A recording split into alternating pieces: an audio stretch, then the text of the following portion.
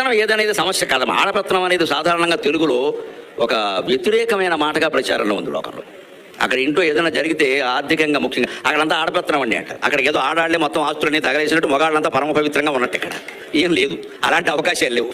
రకరకాల దుర్వ్యసనాల పాలే ఆస్తులు తగలేసిన వాళ్ళు మొగాళ్ళే. నిజానికి కావాలంటే ఆడవాళ్లే ఆస్తులు ఇంకా నిలబెట్టారు, కాపాడారు, ఖచ్చితంగా సందేహమే లేదు. ఏమో నేనేం పక్షపాతం చెప్పట్లే. నేను పంచాయతీ ఎన్నికల్లో మున్సిపల్ ఎన్నికల్లో పోటీ చేయట్లా. నాకు ఎవరి ఓట్లు ఒక్కర్లేదు, కానీ వాస్తవం అండి. భర్తలు దుర్వ్యసనాల పాలై ఆస్తులు తగలబెట్టిన సందర్భాల్లో కూడా భార్యలు పోపు డబ్బాలో ఉండేటువంటి డబ్బులతో పిల్లలకు అన్నం పెట్టిన సందర్భాలు ఉన్నాయి. లేకపోతే కుటుంబాలు నిలబడేవే కదా. అంచేత ఆడపెత్తనం అనేది వ్యతిరేకంగా మాట్లాడాల్సిన అవసరమే లేదండి. ధర్మంగా ఉంటే ఏ పెత్తనం అయితే.